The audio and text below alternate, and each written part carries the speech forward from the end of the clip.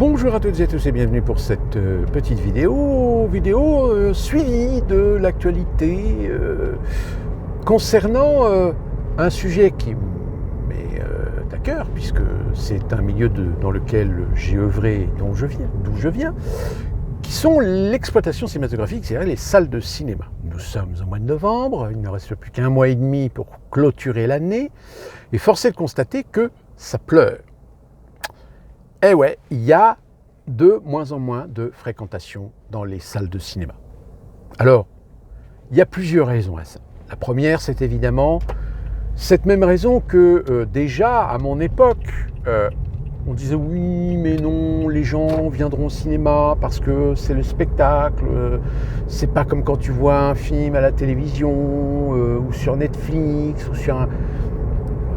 oui, sauf que pour ça, il faut savoir apprécier un spectacle cinématographique. Or aujourd'hui, vous ne pouvez pas y échapper de voir les jeunes générations, ce que j'appelle les millénaristes en particulier, ceux qui ont grandi avec le téléphone portable, avec Internet. Eh bien, ces jeunes-là, aujourd'hui, ils n'en ont rien à foutre d'aller voir les films dans les salles de cinéma. Eux, ce qu'ils veulent, c'est voir le film. Point. Et le voir quand ils veulent. Voire même le voir tout de suite, s'ils sont dans cet état d'esprit de « je veux le voir tout de suite » parce que tu comprends, réputation, demain matin, si on en parle, etc., il faut que je le voie.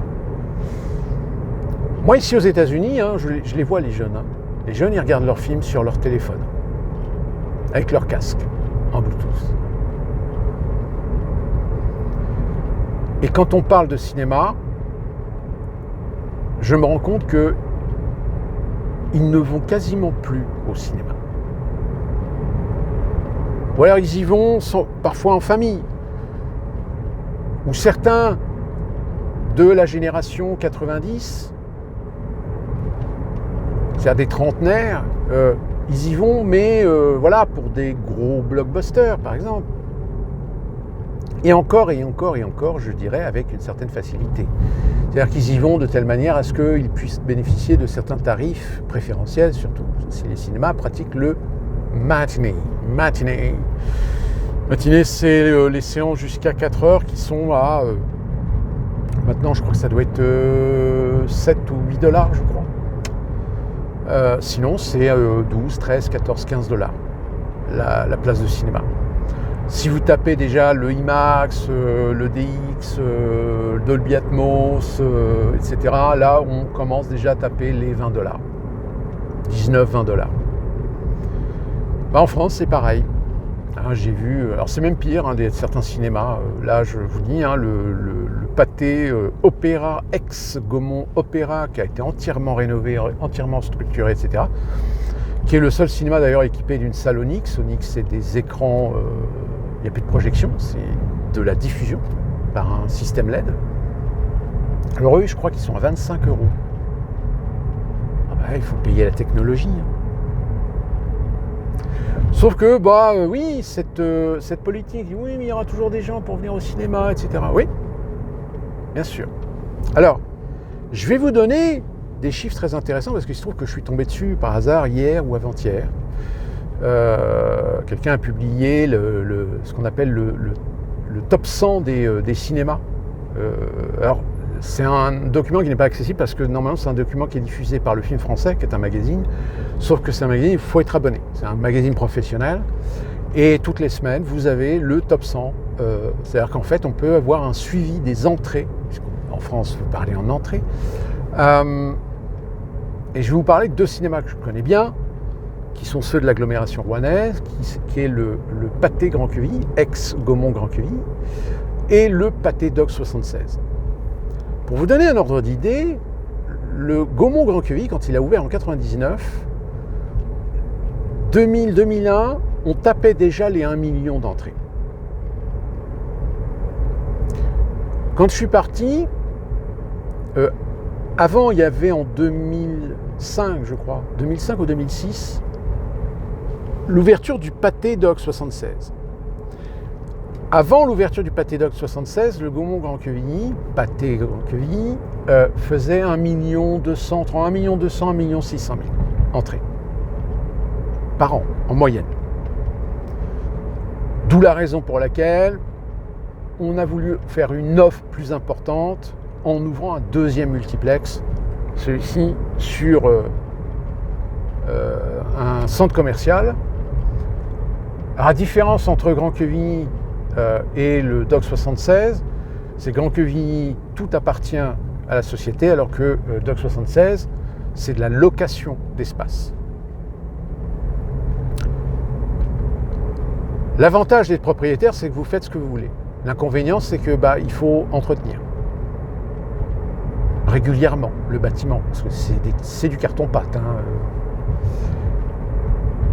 Et puis le désavantage d'être propriétaire, c'est que vous payez tout.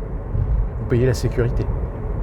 Alors que quand vous êtes dépendant en location d'un espace dans un centre commercial, déjà au niveau de la sécurité, vous ne payez pas, puisque c'est la sécurité, je parle de la sécurité incendie par exemple, c'est le centre commercial, c'est pas le cinéma. Le cinéma est intégré dans le système, mais déjà vous faites des économies. En revanche, le niveau de loyer, ça commence à zouiller. Alors que le multiplex de Grand Quevilly, qui avait coûté à l'époque, je crois me souvenir qu'il avait coûté 35 millions de francs. 35 millions de francs, alors là peut-être 6 millions, 6 x 6, 36, ouais c'est ça, à peu près un petit peu moins de 6 millions d'euros. Ouvert en 1999, le cinéma était amorti, l'investissement de base était amorti en 2004. À partir de 2004, c'était tout bénef. Là, on n'avait plus rien à rembourser. Sauf que dans les sociétés corporate comme ça, vous le savez, malheureusement, le problème qui se pose très souvent, c'est quand vous avez une multitude de sites, vous avez des sites qui marchent très bien, qui sont très lucratifs, qui sont très rentables, mais leur rentabilité permet de compenser les cinémas qui ne marchent pas, ou qui ne gagnent pas suffisamment d'argent. Si vous voulez, ça permet de rééquilibrer un petit peu les comptes. Donc Grand Quevilly faisait partie de ces cinémas qui gagnaient beaucoup d'argent, mais l'argent n'était pas forcément réinvesti dans le cinéma pour l'entretenir. Et avant que je parte, en 2012, il était déjà question qu'on le rénove, qu'on lui refasse une petite beauté. Bon, sauf qu'aujourd'hui, on est en 2025, et la petite beauté n'a toujours pas été faite, même quand on a décidé tout simplement de changer l'enseigne pour en faire un pâté.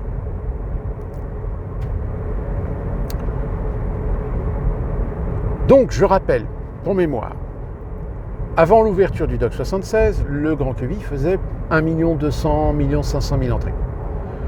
Lorsqu'il y a eu l'ouverture du Pâté Doc 76, évidemment, l'intérêt c'était d'essayer de transvaser, de récupérer plus ou moins la clientèle de la rive droite. Si bien que quand je suis parti, le Pâté Doc 76 arrivait par faire, je crois, 900 000, presque 1 million d'entrées. Et le Grand Quevilly, par contre, avait perdu les entrées, il faisait 800 000 en moyenne, 800 000 entrées. Bon, c'était il y a plus de 10 ans, c'était il y a 13 ans.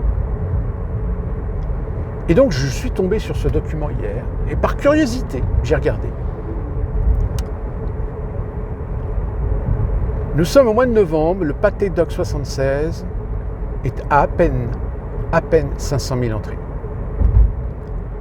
Et le Pâté Grand Quevilly est à 380 000 entrées. C'est-à-dire qu'en 10 ans, un peu plus de 10 ans, on a quasiment divisé par 2 la fréquentation. Pourtant, en France, on a développé des tas de produits, on a développé les abonnements mensuels, etc. Sauf qu'avec le temps, ils se sont rendus compte qu'ils perdaient de l'argent. Donc, ils ont commencé à couper sur les avantages. Donc, les gens qui avaient un abonnement mensuel, par exemple, avaient des exclusivités pour des avant-premières. Bon, ça a été coupé. Avaient des exclusivités pour des soirées ou des événementiels. Ça a été coupé, ça a été arrêté. Voire même, ils ont supprimé un temps la prise en charge des lunettes 3D pour les projections en 3D. C'est-à-dire que même si tu avais ta carte d'abonnement, tu devais payer le complément de 3 euros. 3 euros pour des lunettes qui coûtent 5 centimes d'euros. Ça va, la marge.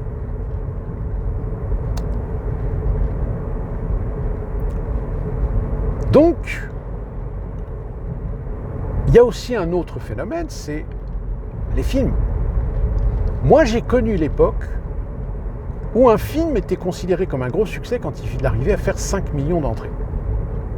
Aujourd'hui, regardez les films qui font 5 millions d'entrées. Il n'y en a pas des masses. Et puis, particularité qu'il y a en France, et qui commence d'ailleurs à être remise un petit peu en question, c'est le fait qu'en moyenne en France, vous êtes sur 250 à 300 films produits par an. La production d'un film français, c'est 30 à 40% d'argent public, c'est-à-dire des aides qui viennent du CNC, qui viennent du fonds commun européen.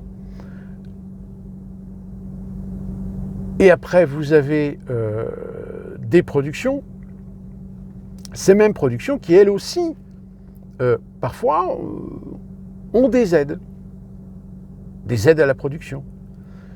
Vous avez les chaînes de télé, Canal+, par exemple, qui est le plus gros investisseur dans le cinéma français aujourd'hui.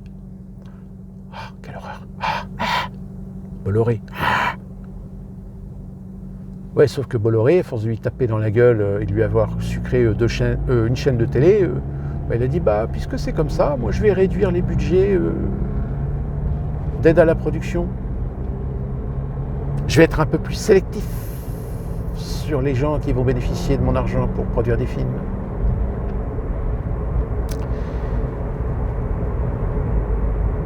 Sauf que ça fait plus recette. À cause de quoi ? À cause de ce que je vous ai expliqué, c'est-à-dire les jeunes générations aujourd'hui, dont certaines commencent à avoir un petit pouvoir d'achat, leur pouvoir d'achat, ils préfèrent le passer dans les fringues, dans les divertissements, que d'aller au cinéma avec une sortie qui va leur coûter les yeux de la tête. Et puis les films, ils se contentent de regarder des trucs sur Netflix, sur Amazon, sur Hulu, sur OCS, sur MyCanal, voilà.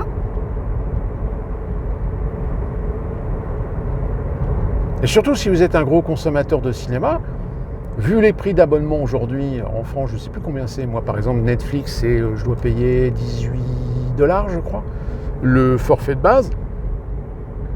Puisque vous avez d'autres forfaits où vous payez un peu plus cher pour avoir du 4K, du Dolby Atmos, etc. Moi je m'en fous. Et puis aussi le fait, comme je vous l'ai dit, le tarif. La sortie cinéma. La sortie cinéma qui, comparativement au streaming, est évidemment plus contraignante. Bon, si vous avez la chance d'avoir un cinéma multiplex avec un parking gratuit, encore, mais il y a l'heure de séance. Il y a la proposition, même si le numérique, depuis plus de 10 ans, a développé une offre de films 2 fois plus importante que ce qu'on pouvait faire avec du 35 mm. Sauf que la plus grande offre fait que les films ne sont pas forcément diffusés toute la journée. Vous allez avoir des films qui vont avoir des séances plutôt en matinée ou le soir. Donc du coup, faut pas vous louper, faut pas vous tromper quand vous achetez votre billet, surtout le billet numérique. Bien faire attention si vous avez acheté un billet aujourd'hui, demain ou après-demain, et à quelle séance. Et en plus avec les places réservées. Oui, parce que maintenant vous pouvez réserver vos places. Bon, sauf que là aussi, si vous voulez voir un film, que vous vous rendez compte qu'il y a déjà 90% des places qui sont prises et vous vous retrouvez avec des places en premier rang sur les côtés séparés, vous dites non, écoute, on ira la semaine prochaine, hein. Peut-être qu'il y aura moins de monde. Et la réactivité de certains cinémas qui vont annuler un film pour le remplacer par un autre film qui marche bien, pour faire une plus grande offre, non, mais c'est trop tard. Ça, c'est le truc qu'il faut anticiper, surtout maintenant, à l'avance, et pas faire ça au dernier moment. Donc, le modèle économique aujourd'hui des salles de cinéma, oui. Déjà, aux États-Unis, il est déjà un peu entamé. Parce que là où aux États-Unis, la culture, c'était le service. C'est-à-dire que vous aviez quand même une bardée de gens qui travaillaient dans le cinéma pour la caisse, pour les pop-corns, les boissons, pour nettoyer les salles, pour contrôler, pour nettoyer, etc. Là, aujourd'hui, ils ont réduit la voilure et il y a quasiment 90% du personnel qui n'est que des jeunes. Payés au lance-pierre, entre 10 et 12 $ de l'heure. Donc, rien à branler, rien à foutre.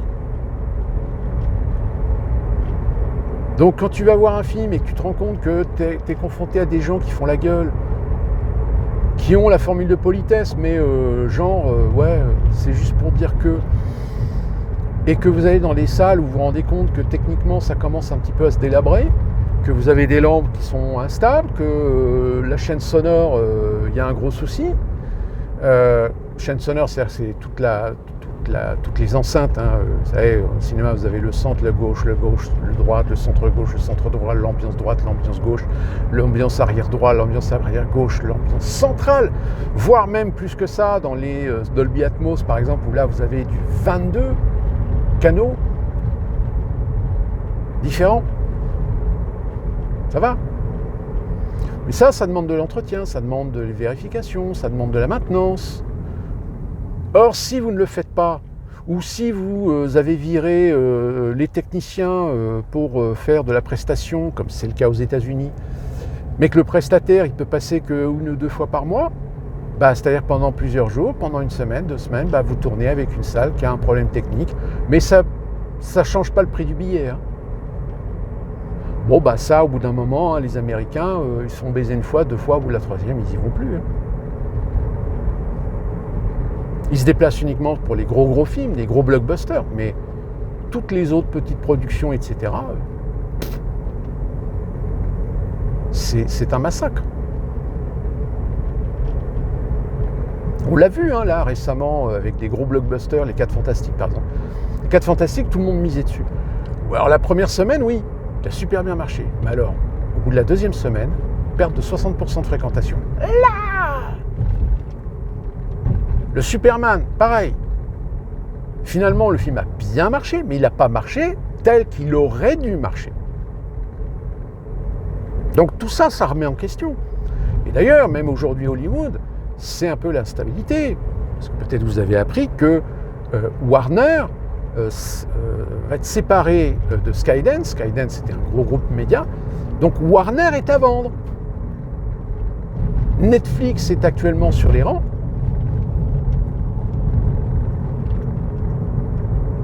Donc tous les gros studios, aujourd'hui,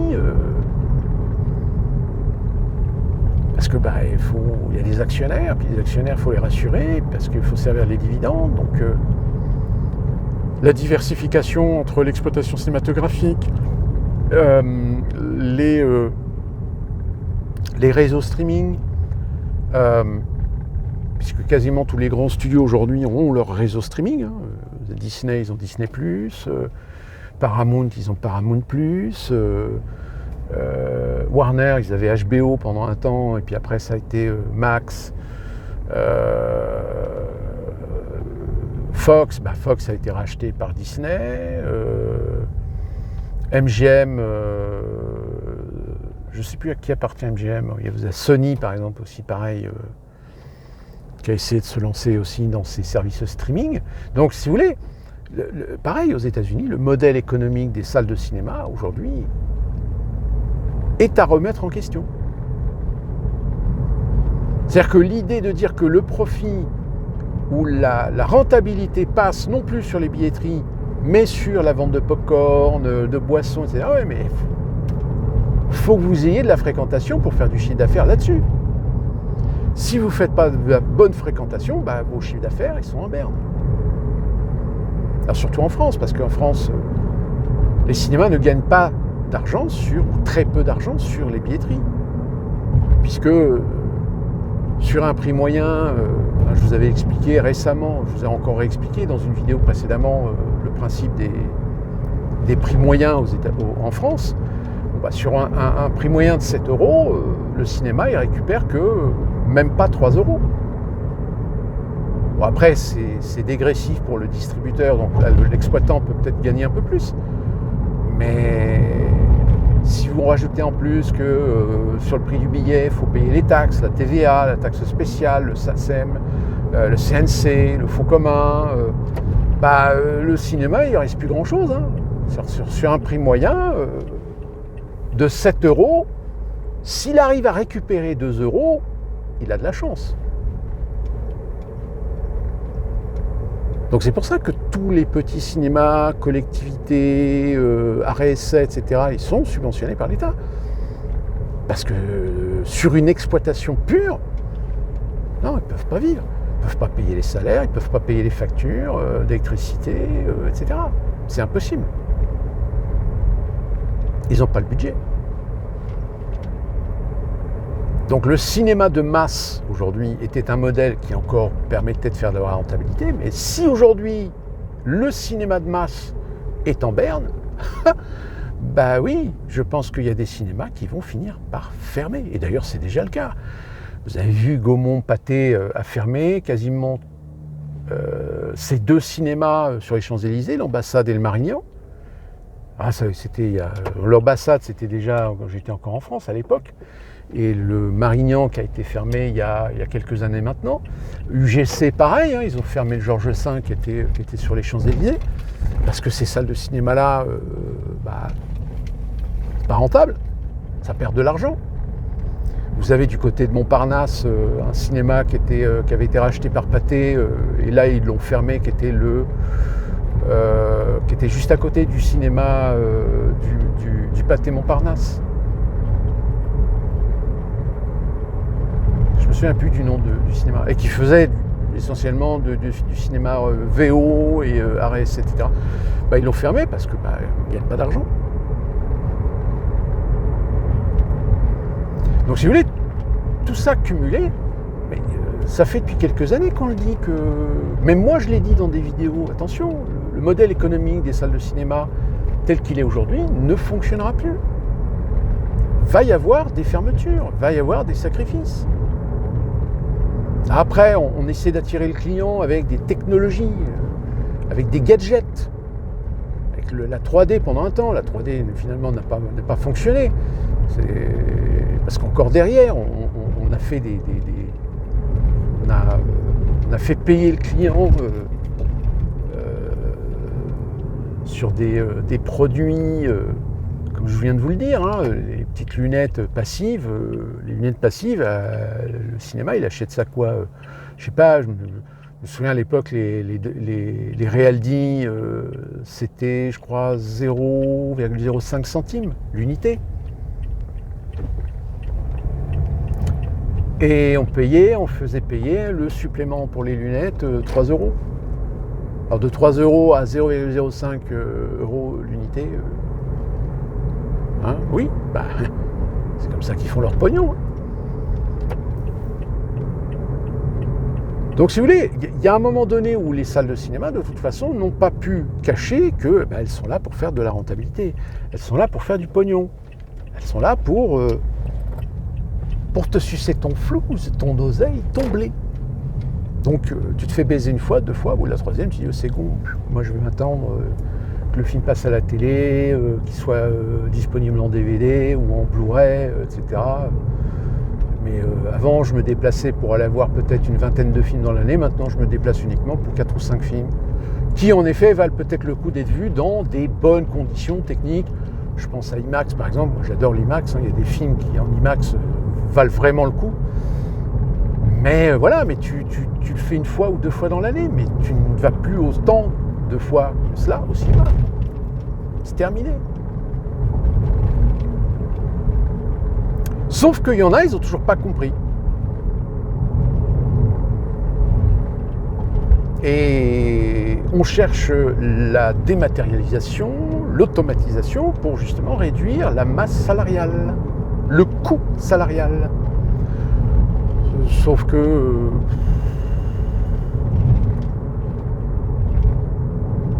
tu te retrouves dans un cinéma qui est vide, qui est froid. Moi j'ai un pote qui est allé voir le cinéma justement Opéra, qui est le cinéma de luxe pourtant. Il m'a dit tu rentres là-dedans, tu as des bornes, tu fais ton contrôle avec ton téléphone, etc. Mais il n'y a personne. Tu as un agent de sécurité qui est là, mais il n'y a personne. Il n'y a pas d'employé, quasiment pas.